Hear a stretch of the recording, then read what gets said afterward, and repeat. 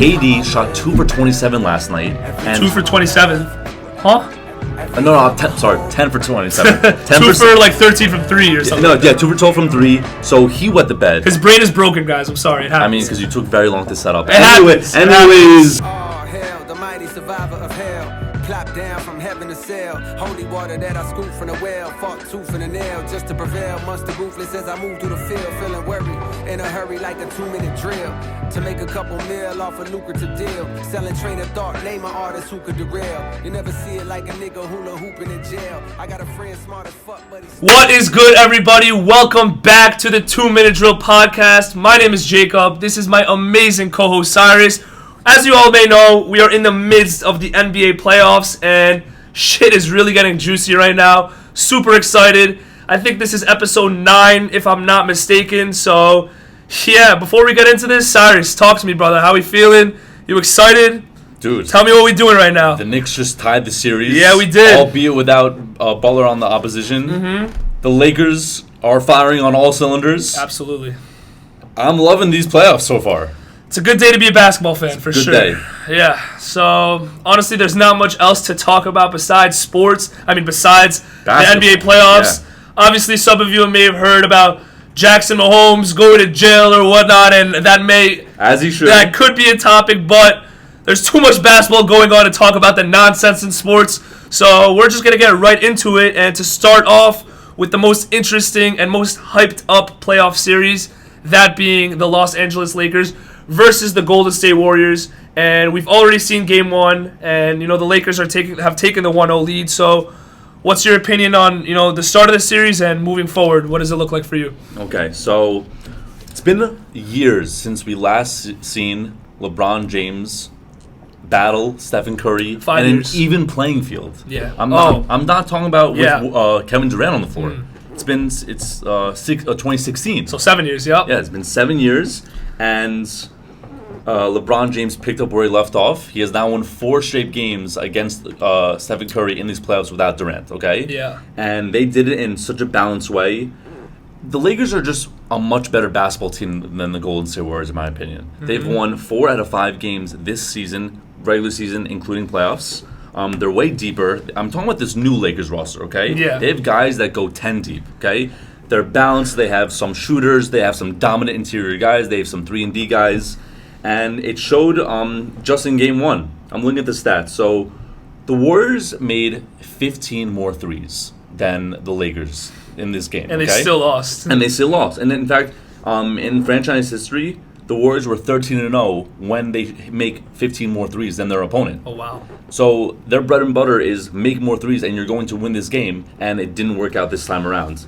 And the reason being is because like always, LeBron and his team won with interior scoring, and they attacked the basket. They won the fouling battle 12-14, meaning they drew 12 more fouls than the Warriors did, and they got to the line way more times. They won the free throw battle 23 attempts versus 7 attempts, okay? And they made 86% of their free throws, which is rare for this Lakers team, but when it mattered most, they did it. And like I said before, they won with interior scoring, and it just worked against this small ball Warriors lineup. And I think it's going to work in Game 2 and for the rest of the series. Yeah. I think over the past few years, 8 years, when the Warriors won 4 championships, they kind of played this new style of basketball that nobody thought would work. The small ball, the shooting, they'd beat these bigger, taller teams, but this Lakers team is, it's different. They're using their size to their advantage, and Anthony Davis is playing like a fucking beast, and when that's happening, it's very hard to beat this Lakers team. And like you said, the Lakers shot a shit ton more free throws. The Lakers made 25 free throws compared to the Warriors 5, and the Lakers made 6 threes in comparison to the Warriors 21 threes. So 2 very different kinds of games. When you look at it, you're like, Warriors made 21 threes, they should have won that game. But that wasn't the case. It was 100%. This game was a battle in the trenches, and that's how it's going to be moving forward. Kevon Looney had 23 rebounds, and Anthony Davis had 23 rebounds. And this isn't going to be that same matchup where it was Kevon Looney bullying Domantas Sabonis, who, kind of showed that he was soft in the playoffs. Sabonis is soft. AD is far from that. Yeah, AD is far from that. He's a beast. Him and Kevon Looney, after every player, are going to box out, and hopefully AD stays healthy because he has been healthy. He looks really good. LeBron's been healthy, and if the Lakers keep this up, man, not only the Warriors, but every team needs to watch out for this Lakers team. Rob Pelinka, masterclass. Props to him for making the right trades.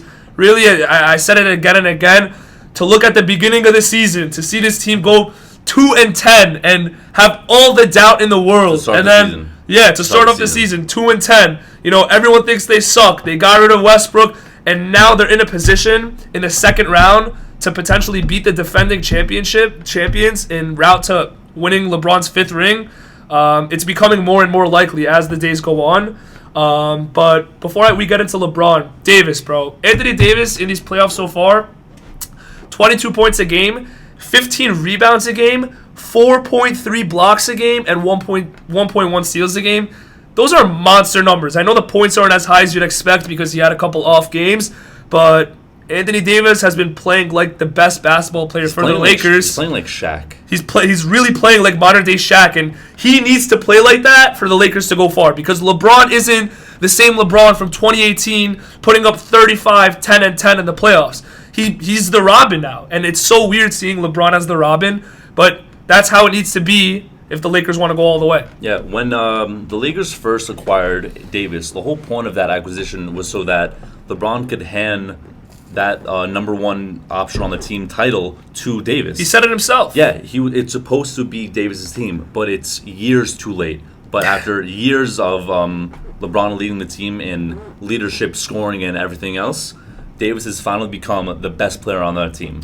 Yeah. The thing is, though, I think if they reach the finals, I think LeBron is going to make it his business to win that MVP title. Yeah. And I think he's going to up his scoring. Right now, he's only averaging 22 in these playoffs. Oh, wow. That's maybe his second lowest all time for his career. And that's down 7 points from the regular season. So he's definitely taking a backseat. It's not only AD, but Reeves, Hachimura when he gets it going, Shooter off the bench, and D'Lo when he starts popping from three. But like I said before, when I said they're firing on all cylinders in the intro, when this team is firing on all cylinders and everyone's playing their game, their respective role, this team, in my opinion, the Lakers team, is the best team in basketball, especially with the Bucks out. Okay, I think this Lakers team is hot. I mean, that's hot. I mean, they finished the regular season winning 8 of the last 10 games, and they won, I believe, 22 of their last 30 regular season games. So they're trending in the right direction, and they're hot right now from the regular season on. And I mean, it's their series to lose. Right now, they're the favorite. I would say the next 2 or 3 games are on their home floor, and you got to give them props. They're doing what they're supposed to be doing with this new look Lakers. Yeah. Even if Warriors take game 2, going into the Crypto Center tied 1-1, that's with the Warriors sucking on the road. The Warriors having a lot of problems on the road. Yeah. Warriors are they're 10-33 in this entire season on the road. But also against the Kings, they won 2 games. They won 2 road games. So they were 9 and I believe 30. They were 9 and I think 30. I think they won 11. It was 11 and 30. Okay. So 41 games, and then regardless, regular season doesn't mean shit. They won road games in the playoffs. They can do it again. It's a horrible record. It's bad. They're vulnerable. They've shown in the playoffs that. I mean, Curry has shown in the playoffs that he'll win a game on the road, but the team collectively needs to be able to do it too. Curry cannot drop 50 points every game, and he especially cannot drop 50 points on this Lakers defense, especially with Jared Vanderbilt. Just a testament to how good this overall Lakers team has been outside of Anthony Davis, outside of LeBron James. Jared Vanderbilt told Darvin Ham, "I want to guard Stephen Curry. Give me that matchup. I want that assignment." And based on the numbers, he did a pretty good job. So when Vanderbilt was guarding Steph last night, Steph shot 2 for 10 from the field, 1 for 5 from 3. He had 2 turnovers and 92% contested on shots. So when Vanderbilt was guarding Curry, he was in jail. He was locking his ass down. I expect Vanderbilt to guard Curry for, majority of the rest of the series. And if that's the case, Curry is not going to have the freedom that he had when he versed the Kings. The Lakers knew when to double team him, as we saw in the end of the game. On that final play, they were smart for drawing the double team, and then Poole took a questionable shot to some people. Some people thought it was a bad shot. Well, what did you think of the ending of that game? Okay, so on that final play, I do not have a problem with Poole shooting that shot. Okay, Right. he was shooting pretty well from deep in that game before that shot. Yeah, he was like 6 for 10 or something. Yeah, no, he was killing it from downtown, and he's the kind of guy who loves taking and making big shots. I only have a problem with the distance. He's shooting a 29 or 28 footer when he could have taken one, maybe even 2 dribbles. Take one dribble and you have a much better look. But he thought he could. He was. Steph. He thought he was his teammate. And I think he wanted the moment to be about him, and he didn't really care about taking the smarter shot. Because, it's like he's a young player. He's not really expected to do a lot of great things. He's still young. So I think if he misses that shot, it's not the biggest deal. But if he makes that deep ass shot, it looks good for his fame and for his game. And I think he just should have taken one step closer. I think he would have made if he took one step closer. Yeah, but if you went one step closer, then Vanderbilt's right there. No, I'm telling you, I was looking at that play. The closest defender was like 9-10 feet away. I don't know. One dribble. One quick dribble, you can't go up 2-3 more feet. Yeah. The thing with Poole is he's such a heat check shooter, that if he makes it 3 or he makes it second 3 or whatever, the next possession if the ball enters his hands, he's just fucking launching it. And as soon as he got the ball, he said, "I'm shooting this." No, I don't. Yeah, I don't have a problem with him shooting. Yeah. And it was deep. You look at the replay; it was a deep shot. And it's not like he had to rush it. There was a lot of time on the clock. He had time to make any other decision. Yeah. I'm not saying it cost him the win, but. Come on, Poole. Could have taken one more dribble. Or giving the ball back to Steph, but no way the Lakers were letting Steph take a shot to end off that game. They would have let anybody else take it except him. But wow, so you really think this Lakers team is the team to beat right now in all of the NBA playoffs? Okay, let's look at the landscape of the league. Okay, so you have Boston, who just lost to. Boston looks vulnerable right now. They just lost to. They choked in that fourth quarter. We're gonna talk more about that later. Choked in the fourth quarter against the Sixers team that was without Embiid. Okay, so they're not looking as great as we thought. They're not looking as unbeatable as we thought, okay? Right. So the Celtics aren't the team that we thought, and looking around the league, Denver's good, but they're not the strongest number 1 seed. Lakers could easily beat them. They have the size. 80 can guard Jokic. I just think the Lakers have the best balance. They're the most balanced team. There aren't really a lot of dominant teams in this playoffs right now. It's very evenly matched overall. Yeah, it's very evenly matched. When it comes to the Lakers, there's definitely some inconsistency. Last night we saw Anthony Davis play like that. We're like, all right, if he plays like this for every game, the Lakers are the best. But it's a big if. So it's a big if. Hopefully Anthony Davis does continue this high level of basketball and brings on consistency and doesn't have any bad games, 10-point games or whatever. But the next round could be a potential rematch of the Western Conference Finals in the bubble when the Nuggets and Lakers versed, and we know the Lakers won 5. So this is definitely a totally different matchup. Main core players are all there, but we'll see how that turns out. Suns obviously have a chance. We'll get into that series. Lakers won 5, and that was also the time Anthony Davis had that sick game-winning 3. Rondo found him on a beautiful inbound.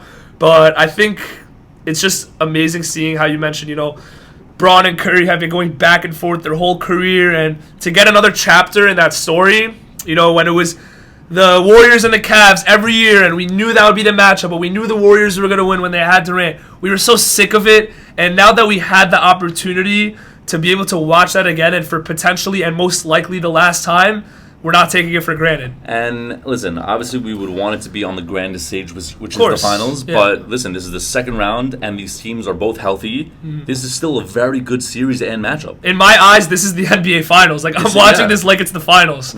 It's been, just from game 1, it's been really fun to watch. And I don't know. I think this series is going to be one for the storybooks. Before we go on to the next series, I was kind of looking at how the Warriors roster operates outside of Steph, and for most of his career, Klay has been that right-hand guy, second man. But when they won a championship earlier on, it was Iguodala that was that second guy to Curry, won Finals MVP. And then last year it was Wiggins. He never had that, obviously besides Durant, he never had that go-to right-hand second best option. For the most part, it was always Klay. But is Kevon Looney the second most reliable player for this Warriors team right now? No, because are you talking about, what was the question? You said so Curry always has that right-hand guy. Yeah. Last year it was Wiggins in the finals. It was Klay. It was Iguodala. And I'm not even talking about Durant. And before you give me your point, listen to Looney's stats. 7 points a game, fine. 16 rebounds a game in these playoffs and 4 assists. Those are crazy. Those are crazy numbers. Okay, I know Kerr said recently in some kind of post-game interview that he's one of the best centers in the league. No, he's not. He's just underappreciated. He's a hustler, and yeah. he's doing more on the boards than what was expected. Okay, he leads the league. He leads the postseason in rebounding, but he's not the second best player. He's not the second most important player on this Warriors team, and he's not the most valuable player because AD is still crushing him inside, still getting those points. So who is it? For the Warriors, I mean, it has to be Clay. It's Clay, right? It should be Clay. Yeah. Whether it is or should be, it is Clay. Yeah. And he will have those games where he shoots 7 for 10 from downtown. Yeah. But he can't have those games where he shoots like 3 for 13, which he's capable of doing. Right. He has to be the guy who has to be lighting it from downtown. And in this Lakers series, there's like very minor room for error. If you saw before the series, LeBron said, if we're versing this Warriors team, we can't make mistakes because they'll take advantage and capitalize off those mistakes. It's the same thing for the Warriors. The Warriors, if their players aren't playing at the top of their game, the Lakers are going to rail right through them. They're going to go right past them. They need Clay to have those games because Curry, especially against this Lakers team, Curry cannot do it by himself. Yeah. He can't do it by himself. So game one's out of the way. I'm excited for the rest of this series. We'll talk about that more in the future. But what are we talking about next? Let's move to the East. Let's talk Heat versus Knicks. New York Knicks, Miami Heat. As a Knicks fan, after game 2. Fresh off a dub. You know, part of me is happy. Most of me is happy because we got the win. But the way we won kind of stresses me out. The fact that there was no Jimmy Butler. And first of all, I'm happy. We're tied up 1-1. But no Jimmy Butler. And you have Gabe Vincent and Caleb Martin going toe-to-toe with the fully healthy Knicks team. Yeah. And I think it just goes to show how great of a coach Eric Spoelstra is, man. I was going to say, yeah. He is an amazing coach, arguably the best coach in the NBA right now, the way he's doing this. I think he's bona fide top 5 coach. Absolutely. He's a very underrated coach. I don't think people, yeah, he doesn't get much appreciation. You know, when he was with LeBron or when LeBron was with him in Miami, I don't think people saw or still see Spoelstra as a legendary Hall of Fame coach. He may end up being in the Hall of Fame, but no one really sees him as a Hall of Fame legend coach. Right. People see Phil Jackson with the Lakers as a Hall of Fame coach. But anyways, just to show you how good of a coach he is or a player elevator he is, so Miami scored 105 points in game 2, okay? Yeah. Last night, okay? 74 of those 105 points were from undrafted players, okay? Wow. That is the most in a playoff game since 1966, okay? And 1966, undrafted, drafted probably didn't even make a difference. Yeah, listen. That's the most ever in my eyes. That's crazy. So whether it's Spoelstra or the front office, this team they have a knack for identifying underrated talent, whether it's through the draft or free agency. They know how to get guys that other people don't see, and they know how to get the most out of those said guys. So, but as you were saying with Gabe Vincent and Kobe Martin, Vincent and Martin each scored 21. Max Strus scored 17 on the bench. And he also got hurt, I think. Strus? Yeah, he was on the floor a little bit. I was at the game. I saw it, but seeing it live, it was hard to watch to see this game go, like, it was nip and tuck into the final minute, okay? Right. And it was painful because this is the game we had to win cleanly and easily. We were huge favorites, 10-point favorites, and the fact that it was only a 1-point game, let me see, it was a 1-point game with 2 minutes left, and we ended up closing the game, but it's so close into the final 2 minutes, and this is without Butler on the opposite team. Yeah. Like, imagine what he's going to do when he comes back. And he has a while to come back. He has 4 more days until he comes back. Yeah. He's going to wreak havoc. He's going to get revenge on us. He's going to get revenge. I'm nervous. I'm worried about the Knicks. I'm nervous. And that's the thing. The combination of the Knicks always having bad luck, right? And Eric Spoelstra's great coaching, combine that together, it'll be a close game. It's going to be close. There's nothing we can do about that. But even when Butler played in the first game, we did keep it close, and we didn't have Randall for that game. And Randall finally had a stellar performance in game 2. And he's also going to get a couple of days rest because I know he's a little beat up. Brunson, I heard, was a little beat up. So it's tied 1-1. Everybody's getting rest. We're going into Saturday. Fully healthy strength teams. Obviously no Hero and Oladipo or whatever. I'm not complaining. But it's a best-of-5 series now. But, dude, before we get into more of this series, dude, How is 7th Avenue? Did you like not go outside and get fucking rowdy with these fans? That's crazy around the game. There were chants and dancing and like riding for an hour. It was insane, and it wasn't just one little hub. It was like a bunch of different spots on that street of people like making videos and people screaming in the mics. People are climbing like some kind of like, I don't even know, like poles. That's hilarious. People were getting on top of whatever. I saw one person get on top of a car. I think it was his own car. I'm sure. But it was rowdy and it was electrifying and it was fun to watch. And I savored the moment because it may not happen again. You never know. This guy's my sports podcast partner, and he didn't want to hit me up to go to this game with him. It's all good. It's all good. I didn't want to go to this game, but... Yeah, you didn't? Yeah. I got my tickets. I'll forgive you. I got it's the tickets fine. 5 minutes before totally the game. Fine. 5 minutes before. Okay. 5 minutes before the game. It's all good. Were there like fuck Trae Young chants and shit too? Was it like it was getting random? There was fuck every like the Reds. Insert player. I love Knicks fans. Yeah. I love like if I was there, I'd be doing the same shit. People are like, oh, you're acting like you won it all. Yeah, we are because we never had this moment. So we're gonna enjoy every second of it. Hopefully, when we come back to MSG in Game 5.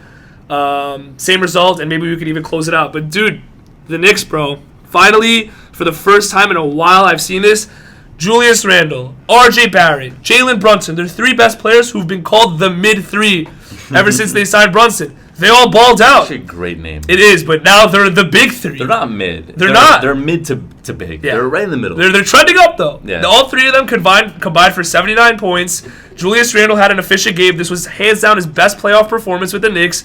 Everybody has been waiting for that. He was game time decision. Yeah. Minutes before the game. And then he came in looking like a beast. It out and he did everything he could to come in for that Knicks team. Everything he could. He had good body language. They played well with each other. Brought the good ball movement. And I don't know if you noticed this stat, but the best offensive rating so far in these playoffs, 5-man lineup goes to Mitchell Robinson, Julius Randle, Jalen Brunson, R.J. Barrett, and Josh Hart. That is the best offensive rating lineup right now in these playoffs.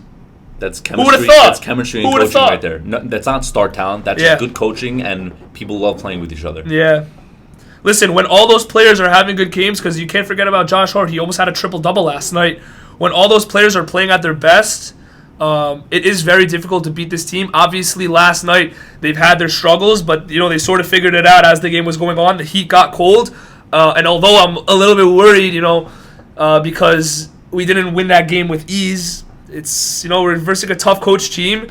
But I have confidence in this Knicks team, and hopefully they build off this momentum. Barrett has had like 5 games in a row where he's performed at a very high level, and it's showing a lot of promise, not only for these playoffs, but moving forward with this Knicks roster. Yeah. It's looking really exciting. Barrett struggled in the first 2 games, as I recall. But, and like you said, in the last 5, he's doing much better. Brunson scored 7 points in the first half last game. 1 for 7 shooting. He rebounds with 23 points on 9 for 12 shooting in the second half. That bodes really well. And this is on a hobbled ankle, apparently. He was like a game-time decision. Yeah, thankfully he gets some rest right now. Offensively, I love, like you said, the mid-3 turning into the big 3. Yeah. But defensively, I'm worried what Butler with this Heat team can do. It's gonna be a much more entertaining Game 3 if Butler's there. And I think he's expected to play. He's definitely gonna play. You saw at the end of the game, he was like waving at the fans, talking shit. He wouldn't do that if he wasn't playing on Saturday. Butler's definitely playing Game 3, and this is just one of those series that it's probably going to 7.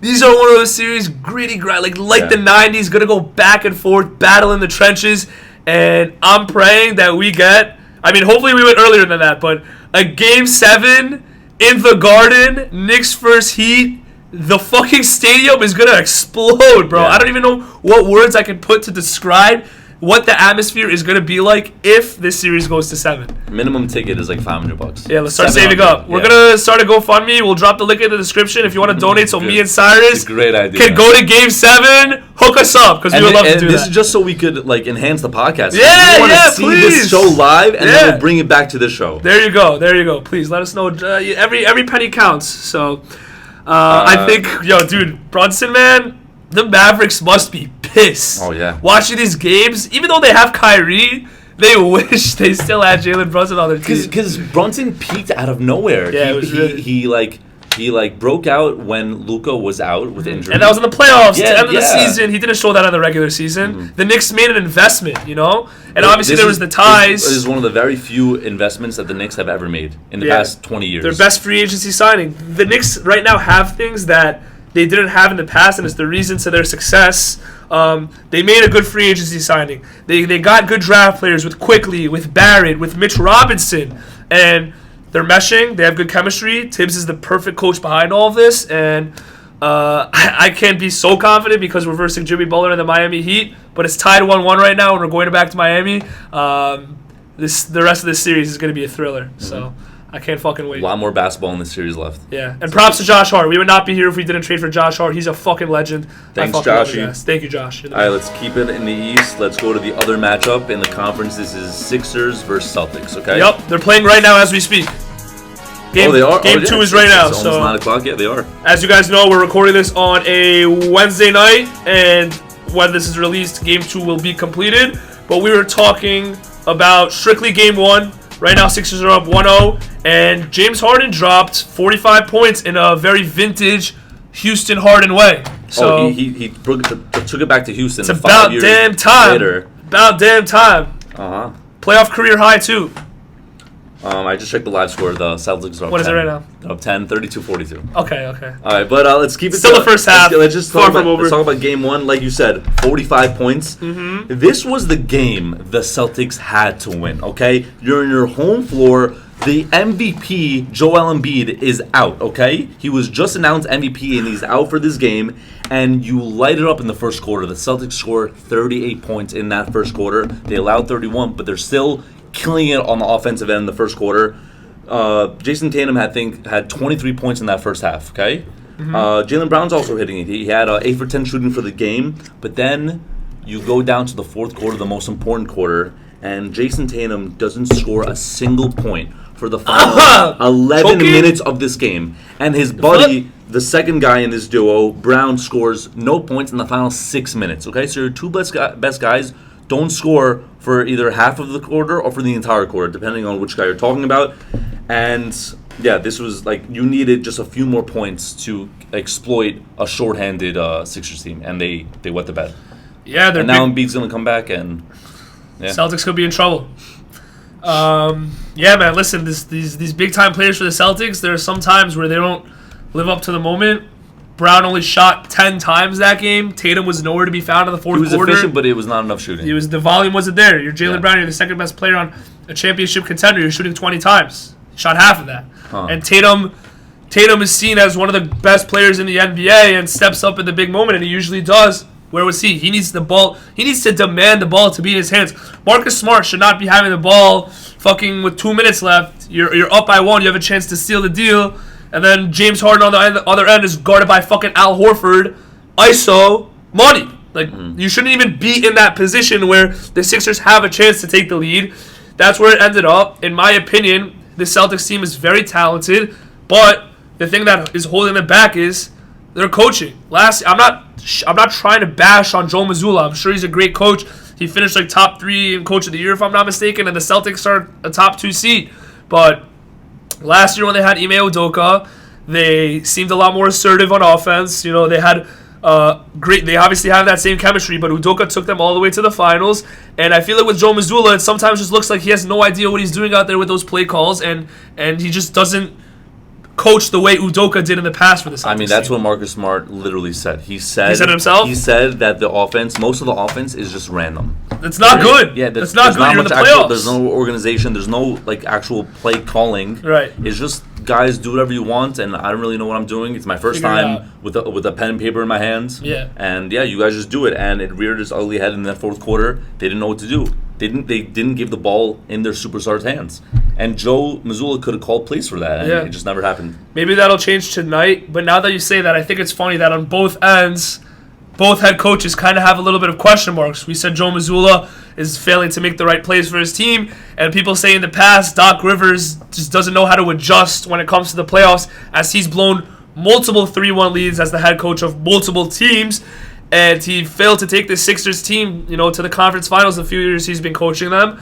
It's honestly a game of chess at this point. Who's The teams are very evenly matched. Embiid is coming back. If Rivers does a good job coaching against the Celtics team, I can see the Sixers winning in 6. You're getting Joel Embiid coming back. He just got announced MVP, and that's something he was pushing for. If you look at Nikola Jokic, they asked him. He already won 2, though, so it's obviously not as important. They asked Jokic, what would it mean to you if you won the MVP? He said, I don't really give a shit. Like, I'm just trying to win the championship. And obviously, Embiid feels the same way. He won, and now he's moving on. But Embiid worked really hard to win this award since he just got into the league. He said MVP is a goal of mine.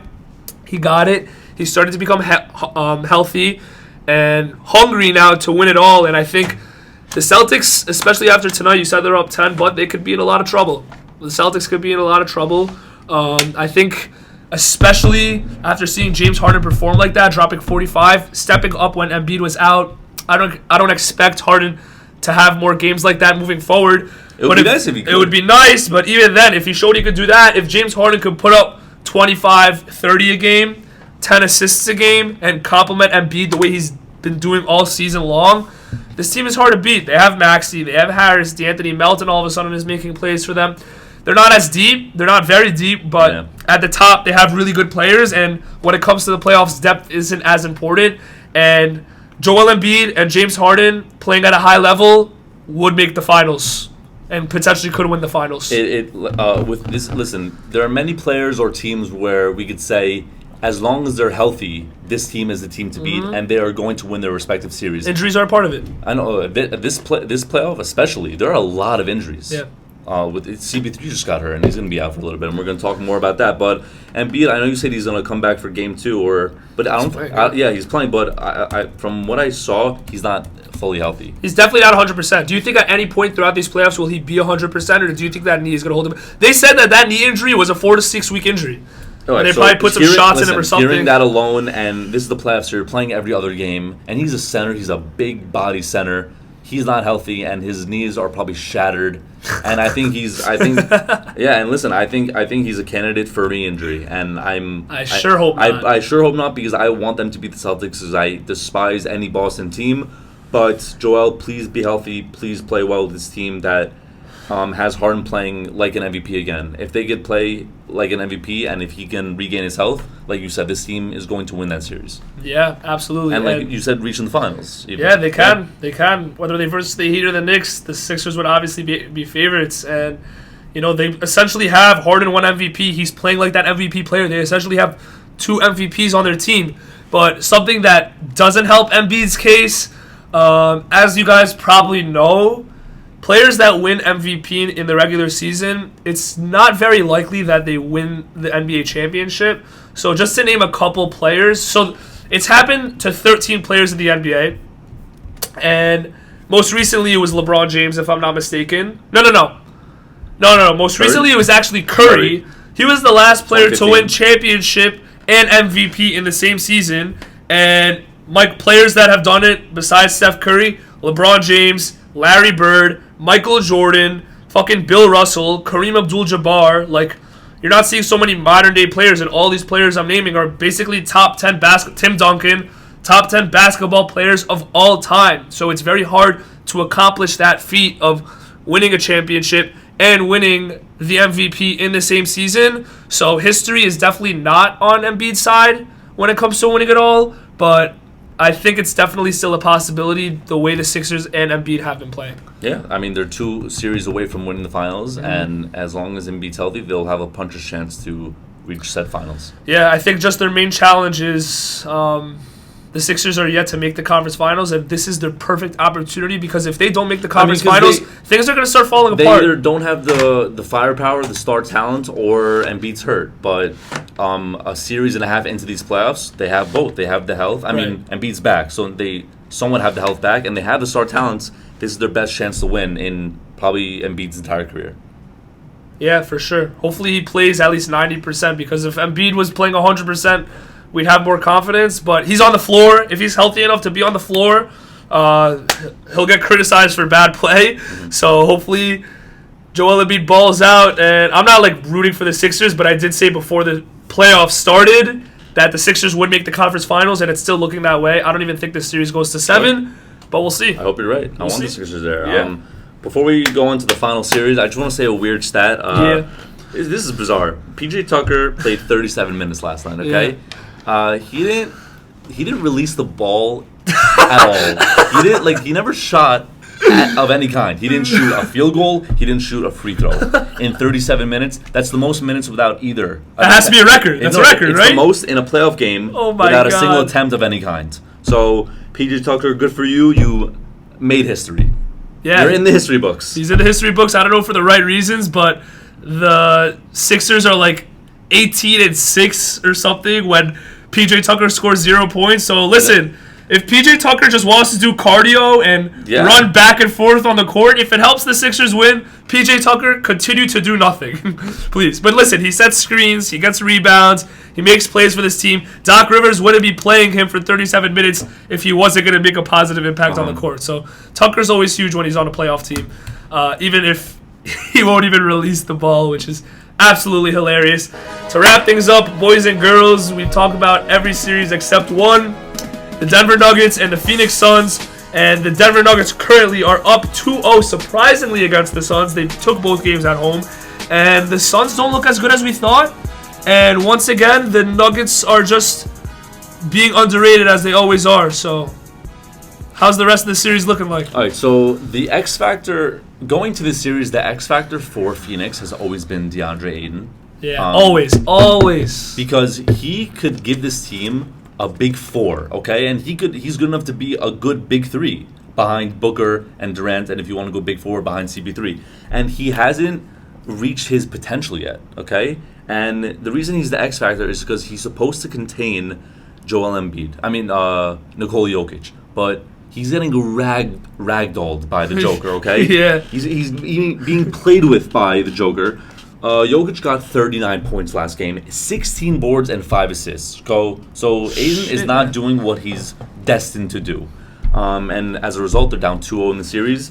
For the series, Joker is 17.5 boards on average this series, and that's because Ayton isn't playing physical enough in the paint. So the only way this team, I'm actually already ruling the Suns out for the series. Really? It's over? There's no way they win. It's over? CP3's out. Yeah, but they still have Booker and Durant, which is the only reason I won't rule them out. I'm ruling them out because I just like what I'm seeing, and the health has always been a question mark for this Phoenix team. But if you want to give them a chance, the Suns a chance, Ayton has to do his part, and he has to contain Jokic even remotely. He has to do something to bother him, and he's not. Yeah, a lot of the weight does go on Ayton, not only because he needs to be involved offensively, but he needs to not stop Nikola Jokic, because nobody can stop Nikola Jokic, but contain him, Yeah. Yeah. And he's playing like a bitch. Like, he's literally playing like a pussy when he guards him, and you gotta fucking man up and use your body. You're 7 feet tall. It's the NBA playoffs. Play like it. Come on. So, that's the thing. With the Suns, this team isn't really deep at all. Outside of Booker and KD, with Chris Paul hurt now, the ball is in Cameron Payne's hands, which is so frustrating to watch. They have no point guard play. Josh Okogie. Listen, the only way the Suns remotely have a chance to even come back in this series and let alone win it, KD and Booker both need to be playing at a high level and have stellar 35-plus performances, each of them. And that's not sustainable. Yeah. Last teammates to do something like that was Kobe and Shaq. And I love Booker and I love KD. They're not Kobe and Shaq, especially against this Nuggets team. Booker's playing like it. Listen, Booker he's averaging 35 points, 50% from the field. 57% from the field, 46 from downtown, and he has 26-plus points in all 7 games this postseason. Wow. He's doing his part. KD shot 2 for 27 last night. And 2 for 27? Huh? No, 10 for 27. 2 for 13 from 3 or something. 2 for 12 from 3. So he wet the bed. His brain is broken, guys. I'm sorry. It happens. Because you took very long to set up. Anyways, we're here now. We're making a banger. Like you said, both of them have to do their part. Booker is, KD's not. And that's why I just don't have faith in the Suns team. Also, like I said, Chris Paul's out. Going into this playoffs, I thought the only way the Suns could lose or not make it far was because of health or lack of health. The talent is there. Without CP3, they have no other playmaker on that team as far as making plays for other players. Like you said, Cameron Payne's their only guy. He's not a playmaker. Devin Booker is averaging 5-6 points assists, but he's not a guy who's setting plays up for his teammates. Right.